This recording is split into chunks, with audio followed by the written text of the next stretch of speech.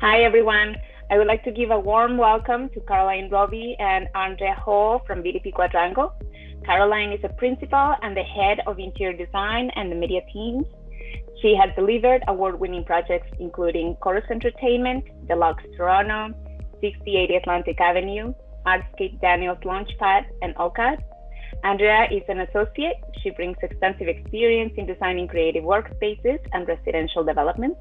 Her work has also produced award-winning projects like the Travel Center, a retail and corporate headquarters for Flight Center at King and Spadina. Her contributions also extend beyond the retail and commercial sector to the mixed-use developments like Downtown Markham, York Condos, and Gallery Square. Hi, ladies. Hi there. Morning. I want to start with something you both collaborated last year. So since we are in pandemic times, and this has been going on for a year almost, or a year in other countries actually, the Back to Studio plan. Can we talk a little bit about how did you manage to create guidelines for the return of 200 plus employees? So for those of you who don't know, BDP Quadrangle has basically three different floors which are not interconnected in an office, which each one of them has open space concepts. So in pandemic times, how did you navigate all of that? Definitely something I never thought I would need to do.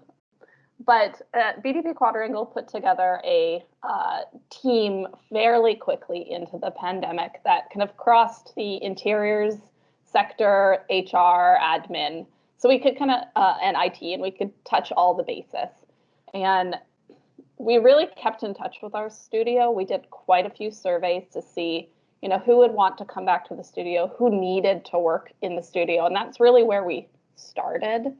And then because we're spatial planners, we looked at our own space and we looked at, okay, what would the maximum amount of people that could fit in the space comfortably be? And that was kind of our step two, looking at our desks, our kitchens, our lunchrooms, our meeting rooms, and distilling down to like the essence of who could be in that space. Mm-hmm. And then, we looked into like our patterns and our use of that space and set out some guidelines for walking through the space to prevent as much kind of people passing one another in tight corridors. And worked with, our own internal graphics team and came up with some really, great and fun graphics to lighten the seriousness of what was happening in the world, and had those kind of executed within our space fairly early on.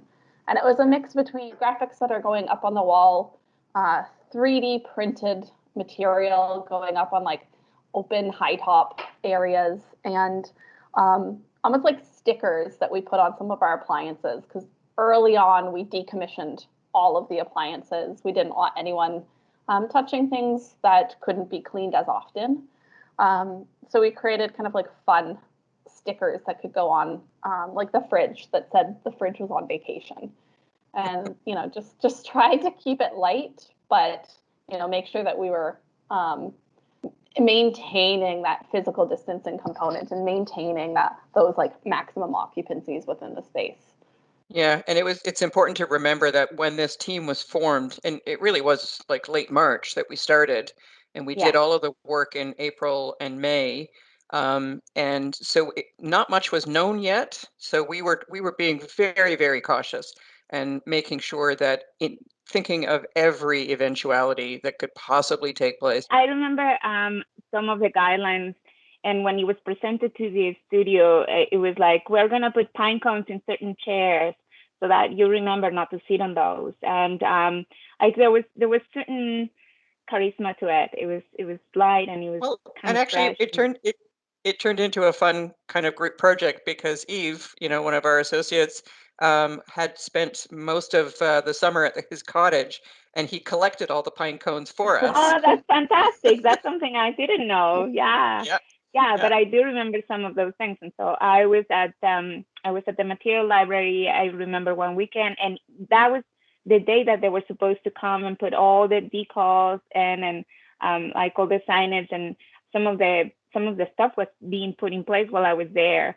And it was sort of an eerie feeling to see that there was nobody around except for the people who were working and one or two souls in the office. So it was sort of fun to go around and investigate.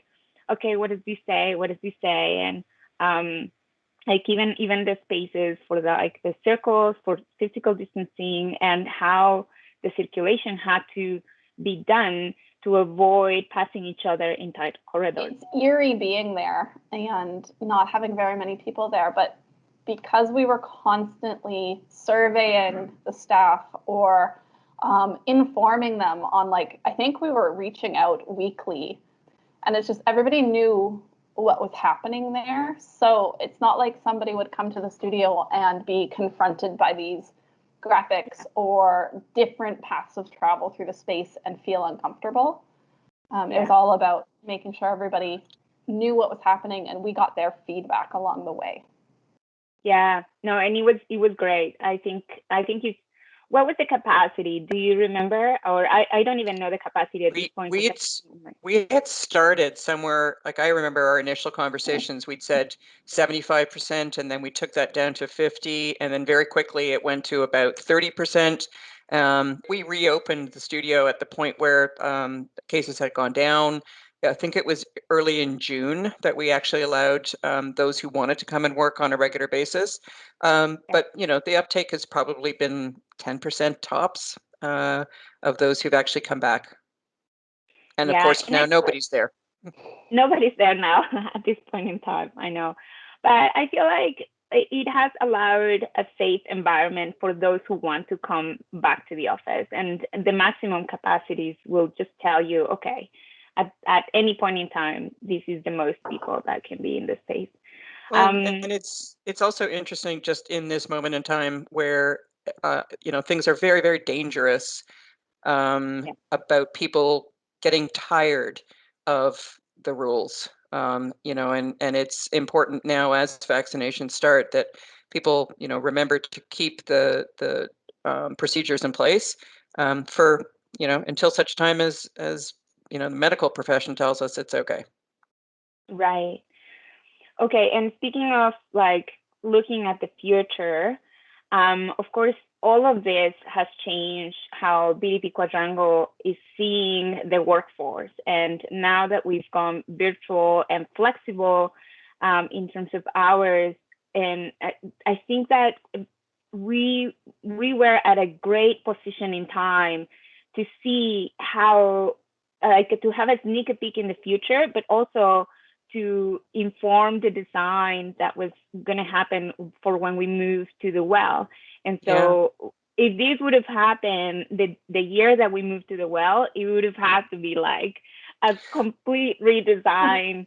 That's so true. We'd actually started the design and we were both getting quite anxious about having it move faster, but it wasn't. And honestly, you're quite right. It did actually reset us at a point where we weren't too far down the thing. And reset is an understatement.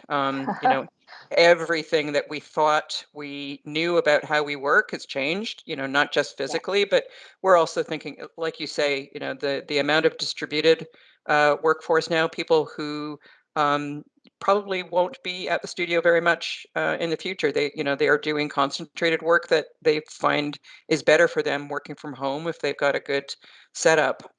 So it's really thrown everything out the window. Like we've thrown all of our preconceptions away and started from scratch and said, okay, what do we need to think about? How do we need to think about how people are going to work? And importantly, thinking about hybrid teams. So you've got somebody who's out and two or three people in, and they're trying to collaborate. And that is so important to what we do. Is we have to be able to collaborate. Yeah. What are some of the most some of the best aspects of all of these pandemic that has informed the new design? Can you talk about certain areas that you think, okay, maybe we're not going to have so many workstations that are permanent, but now we're going to have these new feature that we want people to come in and have. I don't know. I'll let you talk about that. I'm not going to spoil the fun for you. I'll hit that one out of the park first, Caroline. I feel like the pandemic has actually pushed us in the right direction. It's made us look at what should the core essence of that studio be. And it is collaboration. Like, we are a design firm. We need to count on group work. We need to count on serendipitous learnings from people that are walking by and seeing pinups of a project that they're not even involved in. So we kind of went back to the idea of ultimate variety and still allowing distributed work, still allowing mobility within the space, but giving many opportunities for collaborative zones. Some opportunities for heads down work for the people that do want to come into the studio and just work on their own, but still have the benefit of walking up to a team that's collaborating. The idea that space isn't owned so that you're welcome everywhere and you're not, going into a bay that you've never been in. And, it's all about kind of the team coming together as a collaborative group now. And in one of our our management retreats, it came pretty early on that like the studio really should be our sandbox. It should be our place to play and create versus go and work 9 to 5. Yeah.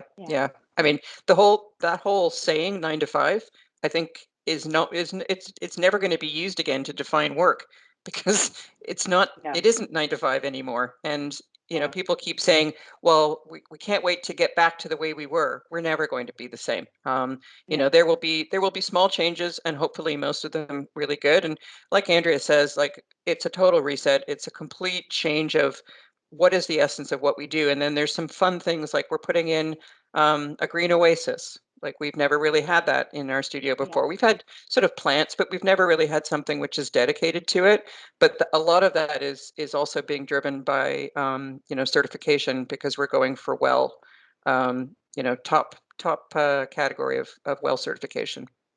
I think, as you said, I feel like it has changed the way we see the office as a place where it usually is to have everyone in the same space to like boost productivity.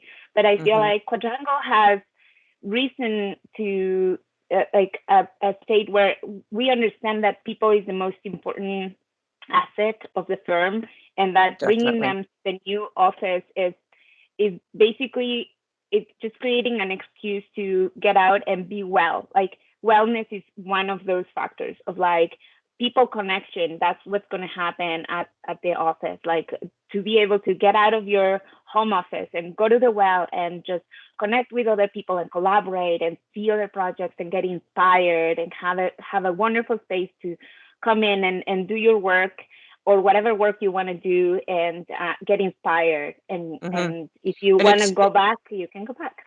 And it's interesting. I mean, this group that, you're preparing this for, the whole issue of tall buildings.